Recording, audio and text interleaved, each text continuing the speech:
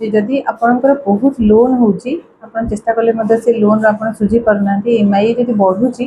ताहले एमिति को उपाय जोटा कि मंगल संगे जड़ित से उपाय विषय आज जानिबा आउ कौन पाई लोनटा हुए आपणकर जन्म जातक क्यों असुविधा थे आपण जीवन में बारंबार लोन रे असुविधाटा आसे से विषय में जानिबा ताहले वीडियो को जमा स्किप न करी लास्ट जाए देखंतु आउ मु आशा करी आपणकर लाइफ में मु किछि वैल्यू ऐड कर परिबी। तो जितेबाला आम कौन जन्म कुंडली लग्न कुंडली कथा आम चिंता करूँ जन्म जातक जदि आपणकर मंगल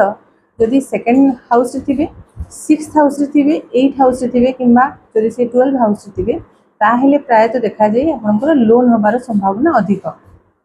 आउ ता संगे जदि आपणकर 6th हाउस जदि आमर जो लॉर्ड अच्छा 6th हाउस जो मालिक सी जदि मार्स संगे जदि एस्पेक्ट थी आउ जदि आपणकर मंगलकर महादशा कि अंतर्दशा कि प्रत्यंतरदशा जब आप चली से पीरियड में आमर लोन बढ़े तो से लोन को आप सुझापी गोटे छोट उपाय जोटा कि बहुत इफेक्टिव उपाय आप करके देखूँ आप देखिए बहुत कम समय भितर आपणकर लोन सब सुझीज उपायटी कौन उपायटी है मार्स कर मंगल मैंने आम जानू गोटे फायरी प्लानेट माने कौन जी अग्नि तत्व सागर जड़ित आउ अग्नि तत्वर ही गोटे एमती जिन जोटा कि आप गुप्त हिसाब से आपको दान करार अच्छी मंदिर रे कौन भी मंदिर हो पाए कौन भी ठाकुर मंदिर आपड़ सिंपली मंगलवार दिन जी